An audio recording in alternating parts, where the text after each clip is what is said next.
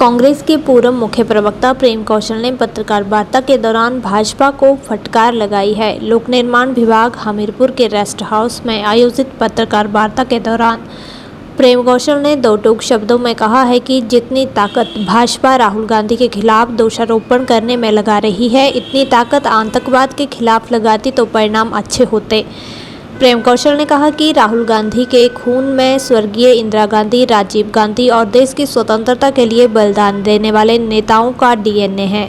कौशल ने कहा कि भाजपा की सोच में सावरकर और नथुराम गोडसे का डीएनए है। उन्होंने कहा कि सरेंडर करने की आदत भाजपा को अंग्रेजों के ज़माने की है, लेकिन राहुल गांधी देश की दी गई कुर्बानियों का डीएनए उनकी विचारधारा में है।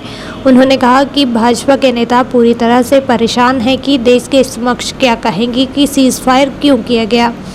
प्रेम कौशल ने कहा कि ये सीज़ फायर क्यों किया गया, इसका जवाब देने से पीएम क्यों छिप रहे हैं। उन्होंने कहा कि आज विपक्ष कोई सवाल पूछ रहा है तो उसे पाकिस्तान से जोड़ा जा रहा है।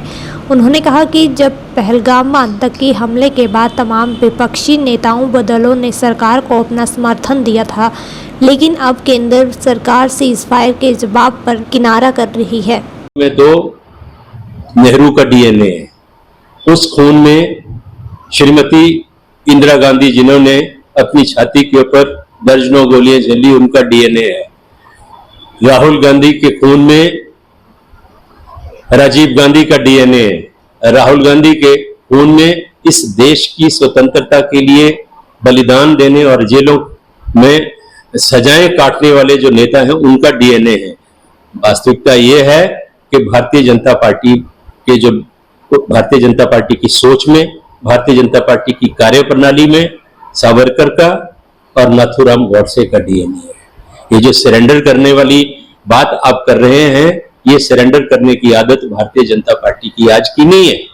ये तो अंग्रेजों के जमाने से है। माफीनामे जिन लोगों ने अंग्रेजों के को लिख के दिए, आप उस पार्टी, उस विचारधारा, उस डीएनए का प्रतिनिधित्व करते हैं। और राहुल गांधी तो इस देश के लिए दी गई कुर्बानियों का जो एक इतिहास है, उस इतिहास के डीएनए जो है वो उनकी विचारधारा में है, वो उनकी कार्यप्रणाली में है। भारतीय जनता पार्टी पूरी तरह कंफ्यूज है। भारतीय जनता पार्टी के नेता पूरी तरह परेशान हैं। उनको समझ नहीं आ रहा कि हम देश के समक्ष क्या रखें, किस तरीके से इसको स्पष्ट करें कि हमने सीज फायर किया, क्यों, किन परिस्थितियों में किया।